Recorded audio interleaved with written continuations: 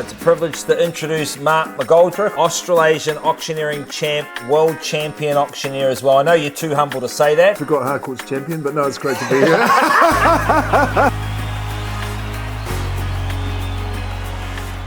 Now you've come from the Christchurch market.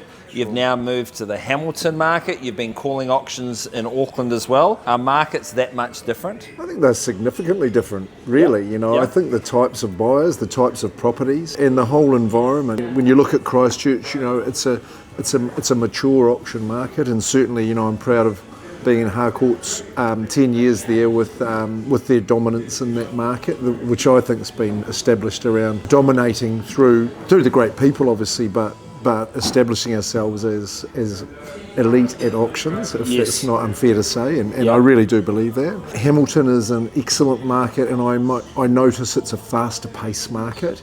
It's more transactional. There's a lot more offers floating around, but a less mature auction market as well. But all in all, you're just dealing with Kiwis. You're just dealing with people. What have you found? You know, in terms of if markets are different, are auctioneers different? There's a lot of different ways to get the same result. And what I've noticed with leading auctioneers like yourself is when people own the way that they do auction, there's a belief, and the buyer, the seller, they will follow that momentum, even though sometimes they're quite different.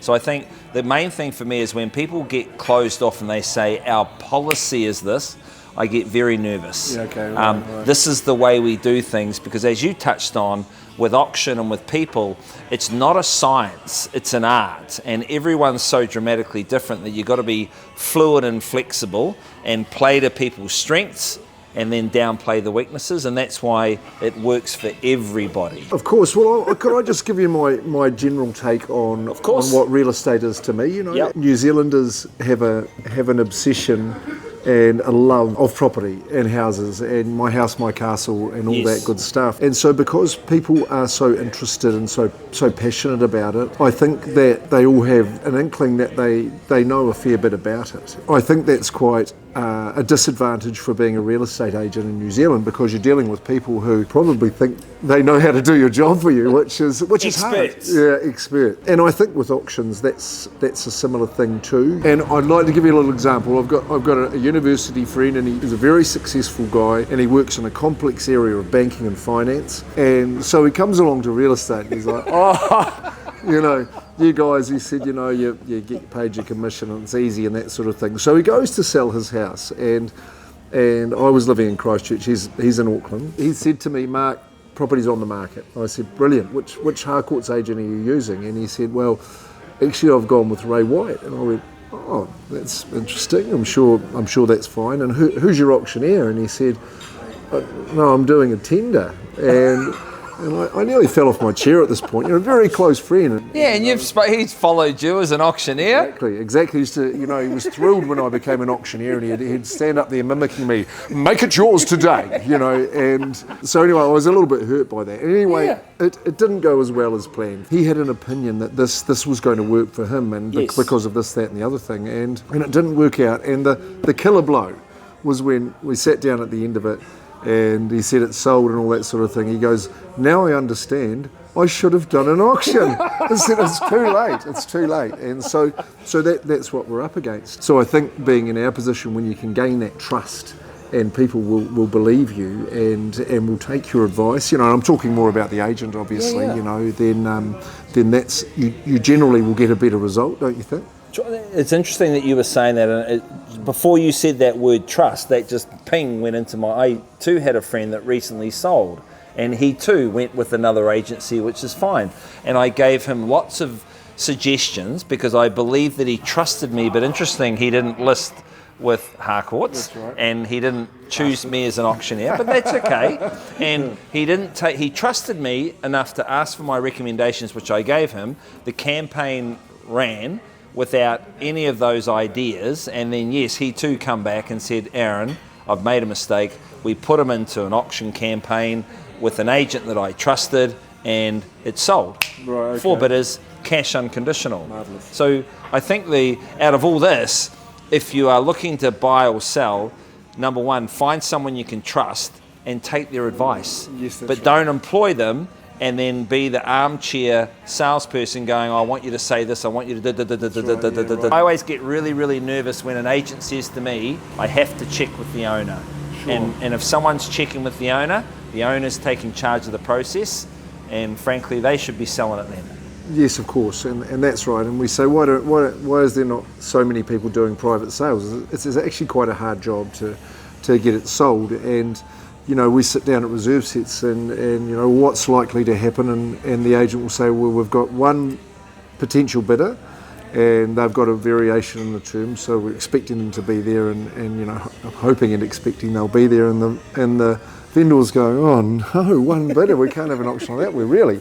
We'd be grateful for that sometimes, and in the past few years it hasn't been easy. Okay, no. So it's not an easy job. We've got public opinion and perhaps vendors who don't trust, but when you get onto that and you can show empirical evidence and gain that trust, it generally evidence, good words. Not too bad, is it? No, that's right. So my take is, if you've got the right agent and you do the steps well, it is a great way to sell. And I've seen your prior videos.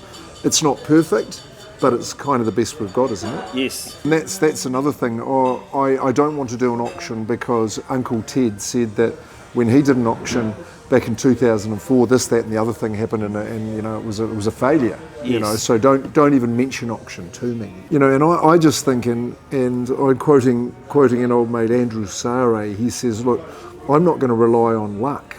I've got a set of steps and a business plan that I'll implement, that's designed to get you the best result more often than not. So again, just no guarantee. I like those words, more often than not. That's right. And as you say, auctions are a bit like life. Yeah. They rely on a lot of hard work and a little bit of luck. Okay? Well, the harder you work, the luckier you get. Thank you. Right. Yeah, that's right. I stole it from someone else too. Good R&D. If you're looking to sell and you're convinced and persuaded to go by auction, do take that time when the agent says, look, I want to sit down with you and explain the reasons why that we're going to do these steps and why we're going to do them. Just to quote my big brother, Phil McGoldrick, everything we do from this moment on is designed to get you the best possible result on auction day. Yeah. And it's true, the way that we market your property, the way I'm going to write the advertisement is to appeal to buyers and not satisfy your ego. Yes. And what I'm going to say at the open homes and all those little subtleties of auction, because it is a slightly different way of selling.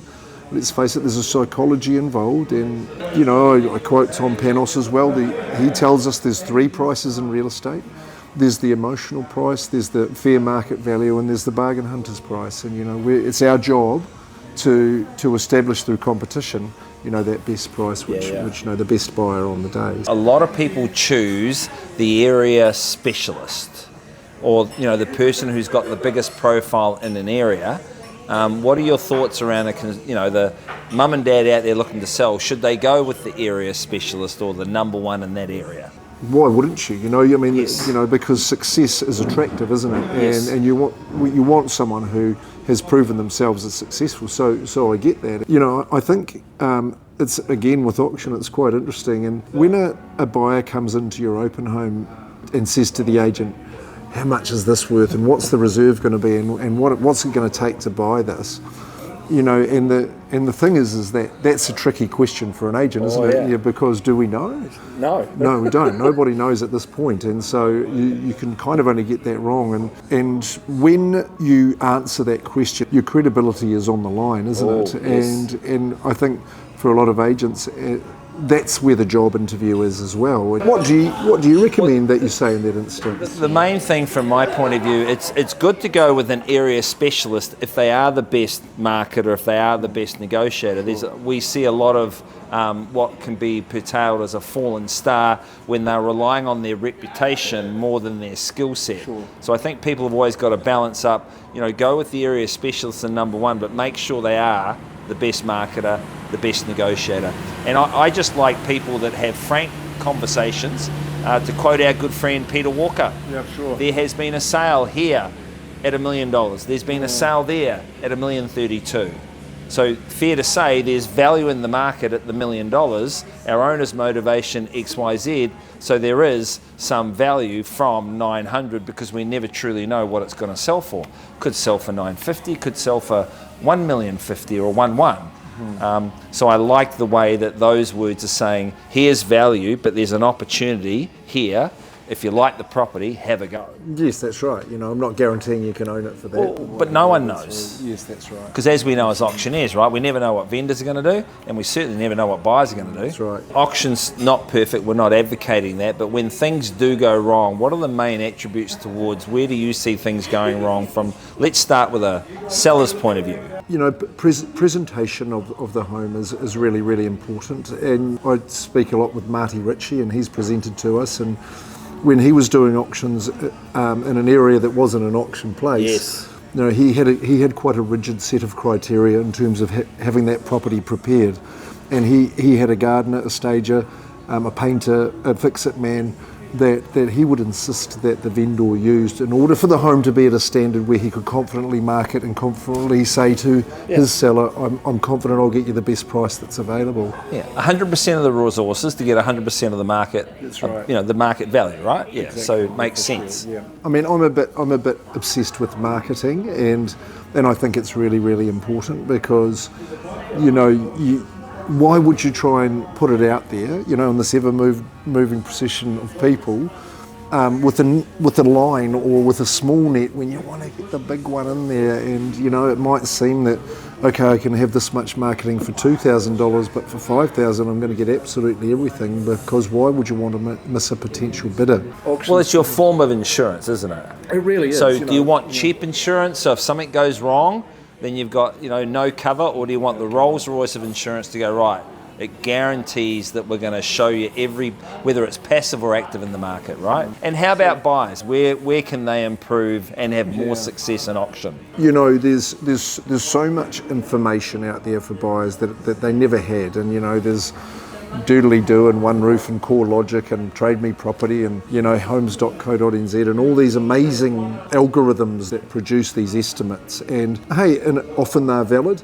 At least a third of the time they might be, but often they're not. And so I wouldn't be relying on that, or necessarily the terrified agent who's trying not to get the price wrong when they ask them, because they don't know either. Is that I think the way to get in a good position is obviously your own perception, and a lot of the buyers often know a little bit more than us because they've been to 30 open homes and they're watching the auctions on a Wednesday and a Thursday, and they're seeing the results, and they might know the story behind those sales too. And you often encourage me to get the gritty and say, well, you know, there was two people struggling in the bidding, and then someone had just flown in from Dubai having struck oil a couple of months ago, and whoop, they paid a price like that. So, and if you're not able to follow it that closely, then use a buyer's agent. That's someone who's your eyes and ears that you trust, and then that you've got a rapport with, because they can be your eyes and ears and give you a good idea of where they think it might be, and be realistic with you to say, you know, we'd all like to buy it there, but you might face competition, and you're looking in a good area that people love. So you're probably going to have competition, and don't miss it for a tick. Now that we've finished our beer, we're now going to have the Real Estate Auctioneers pub quiz. Goldie, good luck. I'm ready. Who was the youngest auctioneer to ever win the Australasian auction? I was first. Daniel Colson.